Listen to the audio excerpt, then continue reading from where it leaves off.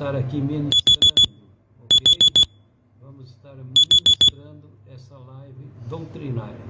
Em Lucas 4:40, que diz: e ao pôr do sol, todos os que tinham enfermos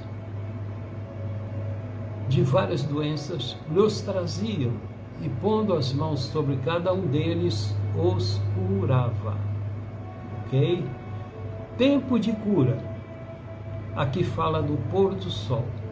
Então, a menção do pôr do sol indica que as pessoas esperavam o encerramento do sábado para buscar Jesus, porque no sábado eles guardavam o sábado, né?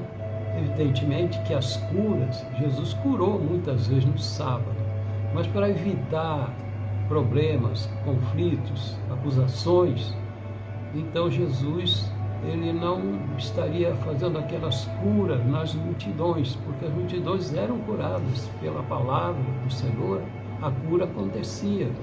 Então os milagres não são só aqueles que estão relatados no Evangelho, não. Tinha multidões que eram curadas simplesmente pela palavra, outros que chegavam até ele e tocavam nele. Mas nem todos os relatos de cura foram colocados pelos escritores do Evangelho. E aqui eles aguardavam o encerramento do sábado para buscar Jesus.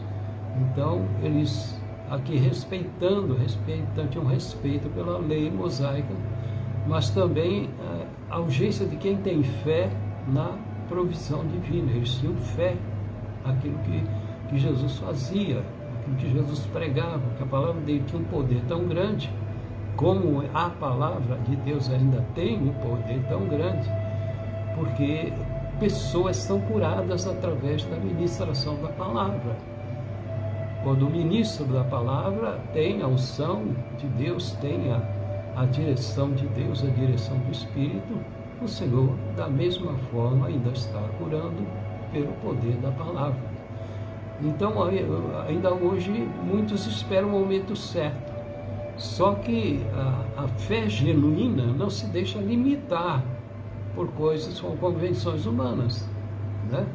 Porque nós temos, a qualquer momento, nós podemos estar rogando ao Senhor, pedindo ao Senhor, ministrando palavras de cura, e não tem um momento certo. A qualquer momento, e lá eles falam do momento certo, que tinha que aguardar o encerramento do sábado, do jejum do sábado, tá? Então, a fé mesmo verdadeira, a fé da igreja, ela busca Cristo com toda determinação, e é assim que tem que ser. O alcance da cura, todos que tinham enfermos de várias doenças. Quando fala variedade de doenças, demonstra o poder de Jesus sobre todo tipo de enfermidade. Então Jesus curava não somente aqueles que tinham problemas físicos, ele curava problemas físicos, também curava problemas mentais, pessoas com problemas mentais, Jesus curou.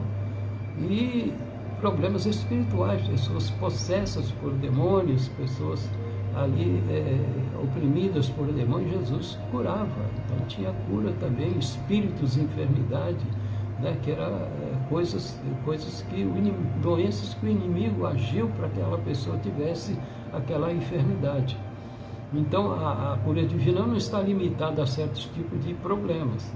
A provisão de Deus é completa e é abundante. Então o Senhor conhece cada necessidade.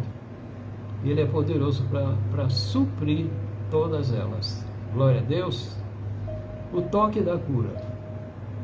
Diz aqui, pondo as mãos sobre cada um deles. Então, mostra que Jesus não apenas falava, muitas vezes ele ordenava a cura, mas em outras ocasiões ele tocava. Em outras ocasiões ele era tocado, como foi a mulher do fluxo de sangue. Ela que tocou em Jesus. Em alguns lugares, em outras ocasiões, o próprio Jesus tocava ou falava, ser curado. Então a pessoa era curada. Então, fazia isso o Senhor por compaixão e pelo cuidado individual que ele tinha com cada um. E ele não curava em massa de forma impessoal, ele se aproximava, ele tocava e se movia de compaixão. Então ele se relacionava com o sofrimento humano. Então o toque de Jesus comunica aceitação, comunica misericórdia e comunica poder de Deus. Então tem que ter a certeza da cura. Diz que os curava, mostrando o tempo está, o verbo está no passado. Então ele curava, não apenas prometia ou tentava. Então a cura era uma realidade do ministério de Jesus e continua sendo uma realidade, uma provisão acessível àqueles que creem. Eu creio e todos devem crer, embora Deus cure no tempo e da forma que lhe apraz. Tem pessoas que Deus não cura. Tem pessoas que Deus não cura. Timóteo, ele tinha problemas de estômago, dores, e Paulo tinha o dom de cura, tudo, e ele não foi curado. Paulo tinha problemas de visão, ele não foi curado. Então tem coisas que o Senhor faz, tem coisas que ele não faz, por algum motivo dele. Então a fé deve repousar na certeza de que Ele é o mesmo ontem, hoje e eternamente, como está em Hebreus 13:8.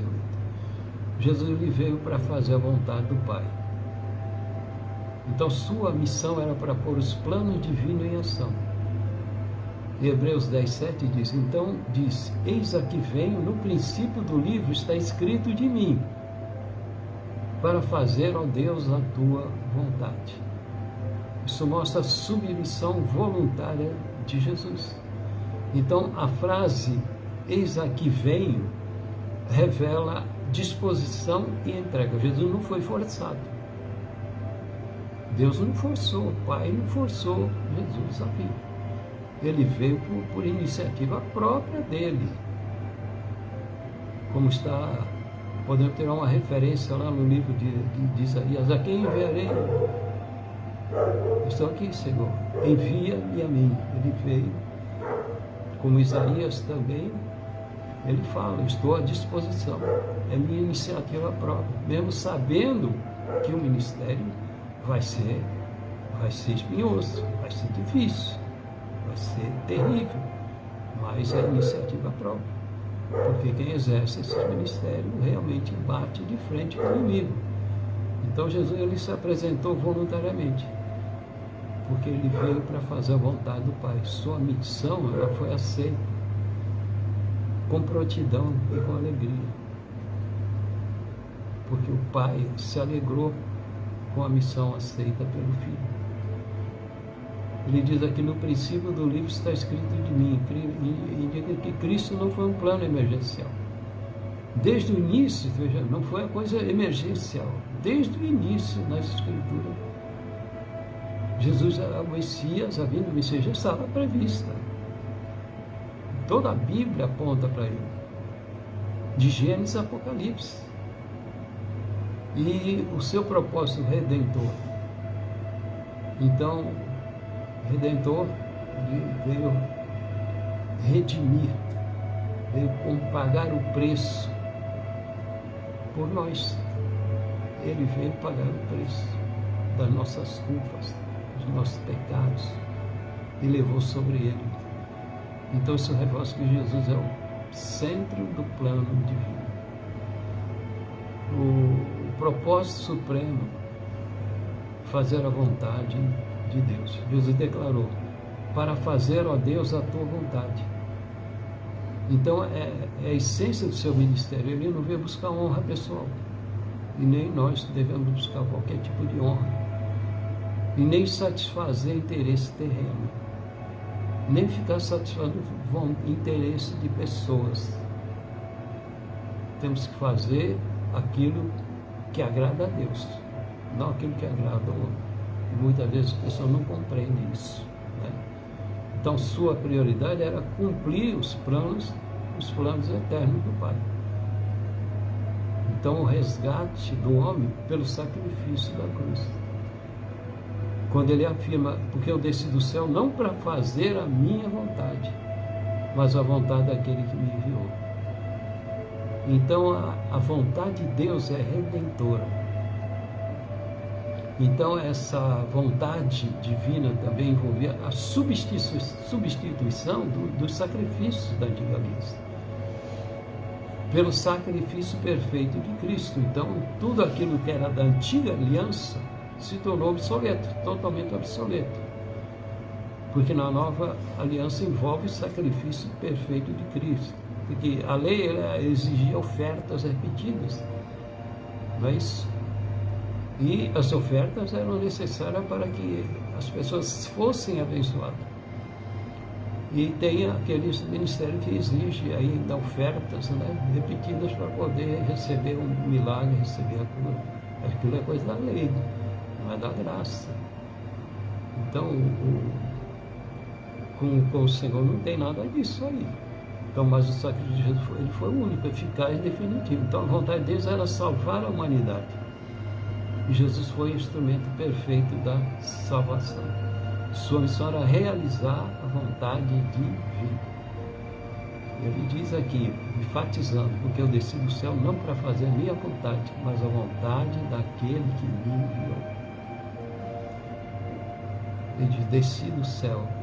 Essa expressão afirma a pré-existência de Cristo, sua divindade. Ele não começou sua existência em Belém, ali se encarnou. Jesus, Todo-Poderoso, se despojou de todo o seu poder, de toda a sua glória. Aquele Espírito, que ele é o Espírito não tem problema de espaço. Então aquele Espírito estava ali, entrou ali quando, por obra do Espírito Santo, Maria recebeu aquele gameta lá, onde se instalou o Espírito de Cristo ali. Jesus estava já se encarnando, é isso? Então ele veio do céu, ou seja, é o Verbo eterno que se fez carne. Então sua missão não foi terrena de origem, mas celestial. Ele diz, não para fazer a minha vontade. Ele renunciou o eu, né? Aqui vemos o coração obediente do Filho. Mesmo sendo Deus, ele se esvaziou a si mesmo e viveu em completa sujeição ao Pai. Isso é um exemplo de humildade, de obediência para todos que querem seguir a Cristo. Ele nos ensina que a vontade de Deus deve estar acima de qualquer interesse pessoal. Mas a vontade daquele que me enviou, ele focaliza o Pai. A prioridade de Jesus era cumprir totalmente o plano divino, para ensinar a verdade, cura de enfermos e buscar a salvação dos perdidos. E mais ainda, a entrega na cruz como sacrifício perfeito. Então sua missão era corrigir a incerteza dos aflitos. Por exemplo, aqui Marcos 1:40, ele diz, aproximou-se dele um leproso que, rogando-lhe, pondo-se de joelho diante dele, dizia, se queres bem, podes limpar. Ele diz, se queres, num clamor da incerteza. Então ele coloca, se queres. Mas o leproso sabia que Jesus podia curar. Mas ele não tinha certeza se ele queria, se Jesus queria. Então ele se expressa aí a dúvida, né? Que muitos sofrem. Se, bota o se. Será que Deus se importa comigo? Poderia estar pensando isso. Será que Ele quer me ajudar? Você já se perguntou isso? Será que Deus se importa comigo? Deus se importa sim. Será que Ele quer me ajudar? Ele quer te ajudar sim.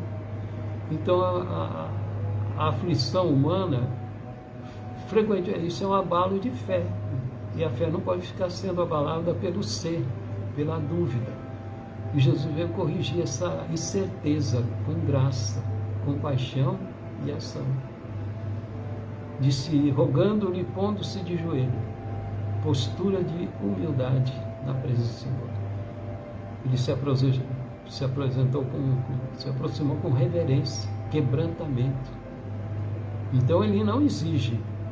Não, o senhor vai ter que... Não, o senhor não tem nada. Ele roubou. Ele não se impõe, como muitos querem se impor. Ele se rende. Então essa atitude é uma atitude que move o coração do Senhor. Porque o Senhor jamais vai rejeitar um coração quebrantado. Jamais vai rejeitar. Então o poder aqui bem pode limpar-me. O poder aqui vem um poder inquestionável de Cristo. Mesmo em dúvida sobre a vontade de Deus. O leproso não duvidava do poder de Deus. Mas ele reconhece que a cura está apenas a uma palavra, uma palavra ou um toque do Senhor. E Jesus deu uma resposta imediata ali. Jesus, movido de grande compaixão, estendeu a mão, tocou e disse, aí houve um toque, quero, o toque e a palavra. Ele tocou e disse, quero ser limpo. Quero ser limpo. Então aqui nós vemos o coração do ministério. Ele veio para revelar o amor. Ele veio para revelar a compaixão. Ele veio para revelar a vontade restauradora do Pai. A resposta de Jesus corrige não só a enfermidade, mas também a dúvida, porque muitos não recebem por causa da dúvida. Bota o ser. Será? Será que Deus esqueceu de mim? Será que Deus não quer fazer nada por Deus? Coloca um monte de coisas absurdas que não precisa. A fé, tudo vem pela fé. Então ele veio mostrar que Deus quer restaurar. Deus quer restaurar? Quer restaurar. Deus quer curar? Quer curar. Deus quer perdoar? Quer perdoar. E Deus quer salvar? Ele quer salvar. Ele nos curou da maior enfermidade que pode existir num homem, que é o pecado. Ele nos limpou, ele nos curou com o seu sangue, que era o antídoto para curar aquele pecado do velho homem, né? Lá de Adão, né? E transmitiu para todos. É isso. Esse é o pecado. Somente o sangue de Cristo podia curar e fazer a expiação, a remoção desse pecado. E ele removeu esse pecado. Nós não temos mais o pecado do velho homem. Agora nós somos nova criatura em Cristo Jesus. Ele nos perdoou e ele nos colocou na condição de salvos. E a nossa vida mudou, foi restaurada. Então Jesus veio para curar todos os enfermos. Então é preciso chegar a ele crendo no milagre. Em Mateus 12:15 diz, Jesus, sabendo isso, retirou-se dali. Acompanharam-no grandes multidões, ele curou a todas. Veja bem, não era só aquelas curas, né, que é especificada nos evangelhos de Mateus, de Marcos, de Lucas, de João, não. Ele curou multidões que não são relatadas, lógico.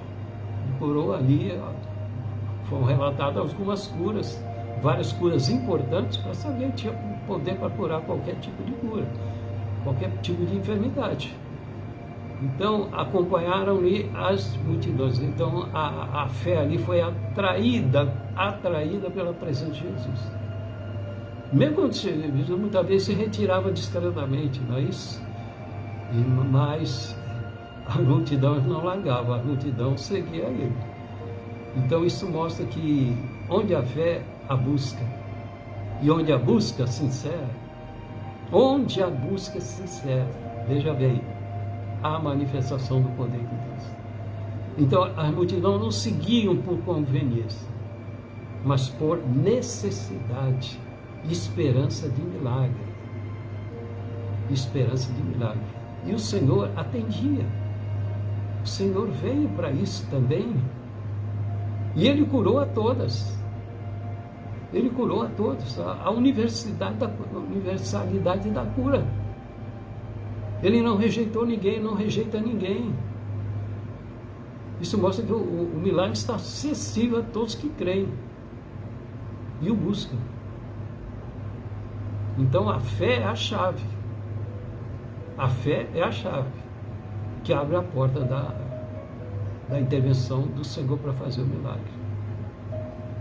E foi a fé e a disposição de chegar até Ele, crendo, colocando a fé em ação, não é isso?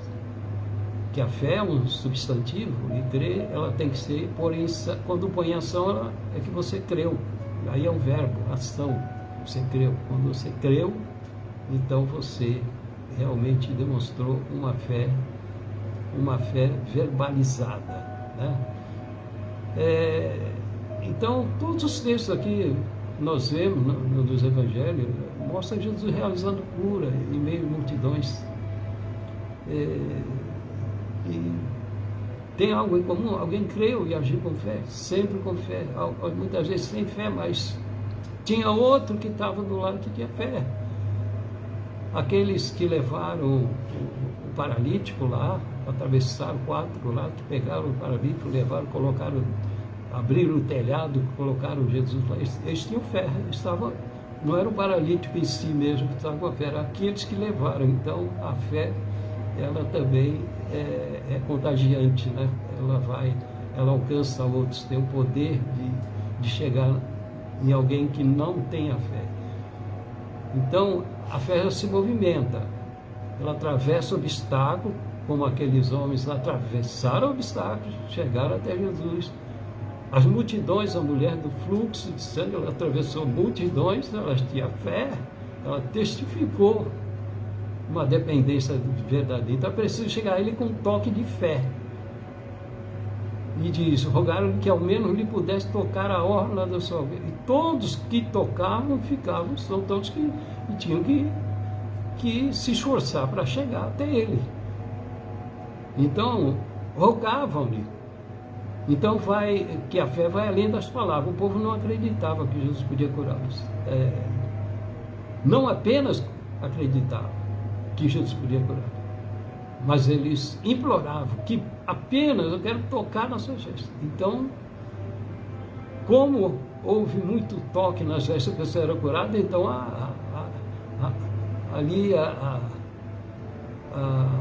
o povo ali se movimentava, se esforçava ali para poder abrir uma brechinha para chegar até Jesus, como foi aquela mulher do fluxo de sangue. Então, tocar a orla da sua roupa.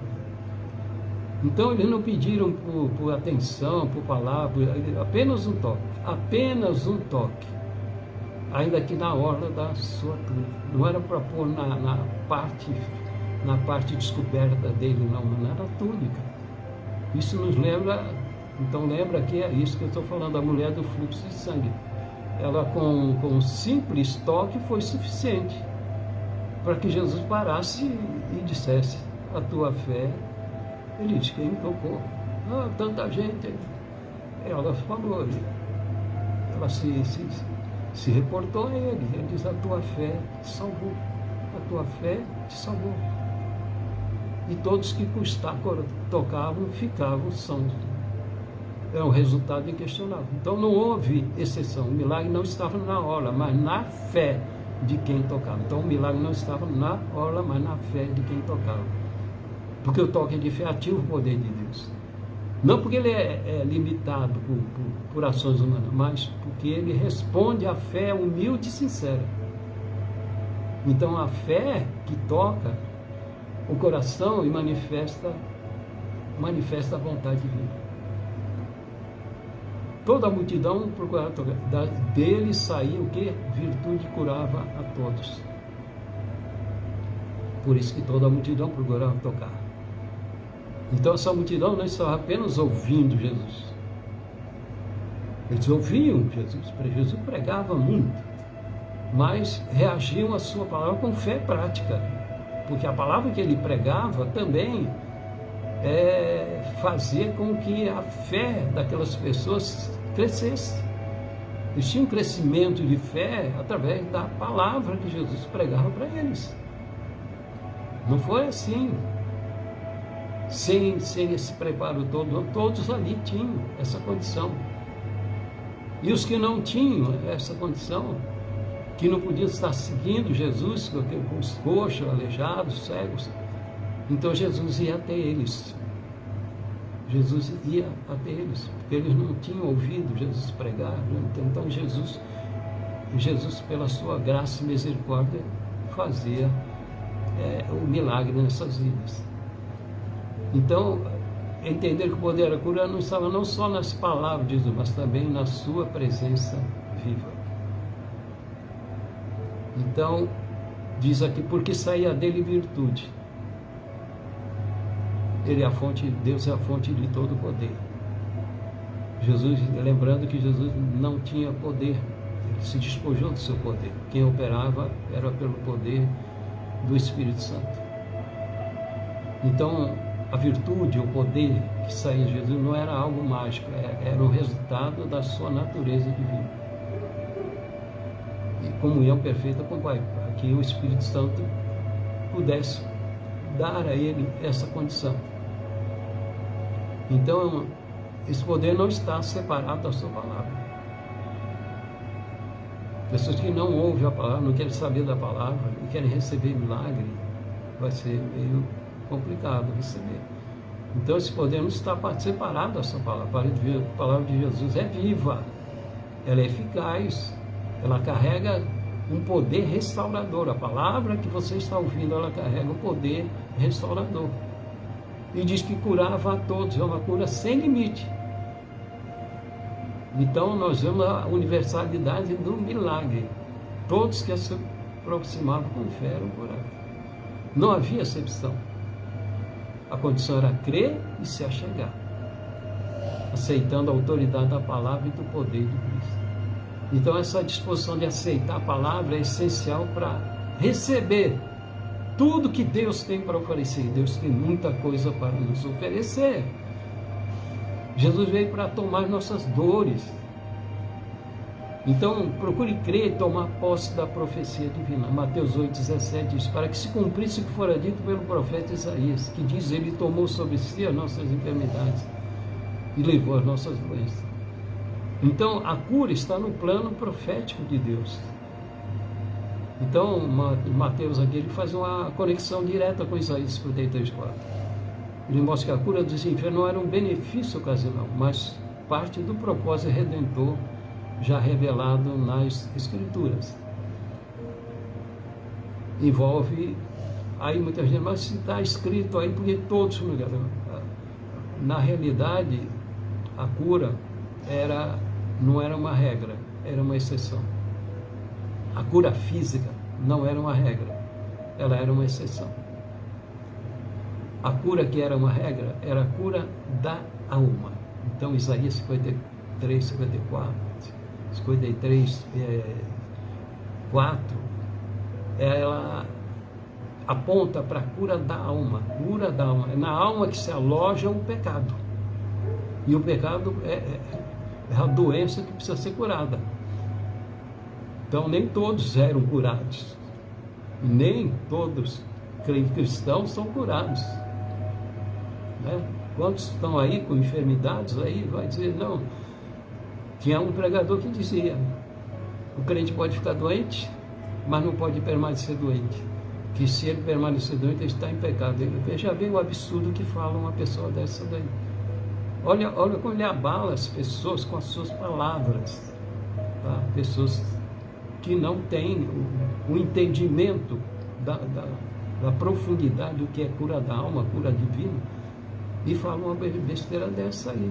E as pessoas ficam, então estou em pecado, porque eu estou doente e não cura. Então estou em pecado? Não. A cura era uma exceção. Tá? A cura física era uma exceção. Agora a cura da alma era uma regra, que bate com essa palavra de Isaías. Ok? Então, Jesus tomou sobre si as nossas dores. O verbo está no passado. Ele tomou, levou. Isso revela que a obra já foi realizada na cruz. Então, a cura divina não é uma promessa futura apenas. é uma provisão presente, então já estabelecida por Cristo. Então cabe ao crente crer, toma posse com fé. Tome posse com fé, porque a fé deve se apoiar na palavra profética. Então a profecia não é uma poesia não, religiosa. A profecia é uma vontade de Deus revelada, com propósito eterno. Então, quando o crente se apropria da palavra de Deus pela fé, ele está dizendo: Senhor, eu creio que essa promessa é para mim. Então você pode dizer: Senhor, eu creio que essa promessa é para mim. Assim como uma salvação também ela é recebida pela fé. Cura e restauração também são acessadas pela mesma fé. E procure crer que Deus não quebra a sua aliança. Deus diz: não quebrarei a minha aliança, não alterarei o que saiu dos meus lábios. Então o Senhor declara com ênfase que não muda aquilo que Ele fala. Quando Ele promete, Ele cumpre. Então você reivindica as promessas de Deus na tua vida. Você pode fazer isso. Você reivindica. Você e Ele. Não precisa estar fazendo campanha aí, fazendo um monte de coisa. Está aí dando dinheiro para Deus. Deus não faz barganha, não. Deus é Pai. Nós somos filhos. E Ele quer o melhor para os seus filhos. Nós temos que entender dessa maneira. Quando Ele se compromete, Ele é fiel. Então a aliança de Deus não depende de emoções humanas, mas da nossa integridade. Mas da integridade do seu caráter, da integridade do seu caráter. E da nossa integridade também, que as promessas de Deus. Se uma pessoa não quer se consertar na vida, quer receber promessas de Deus, não quer se consertar, acredite que é a mesma coisa sempre. Então, por meio de Jesus, somos participantes de uma aliança superior, uma aliança de sangue, que é estabelecida pelas melhores promessas. Então, a cura foi um gesto momentâneo, mas uma manifestação da aliança eterna de Deus com o seu povo. Para quem foca mais a cura da alma, lembra-se bem, cura da alma. É na alma que se aloja o pecado. Então, o povão do mundo aí que não tem Jesus, não quer Jesus, eles estão todos doentes. Todos estão doentes. Uma enfermidade terrível. Essa enfermidade é terrível, que é o pecado original. Só sai com o sangue de Cristo. E aí, quando é feita a expiação na nossa vida, esse pecado, essa doença é extirpada, é removida.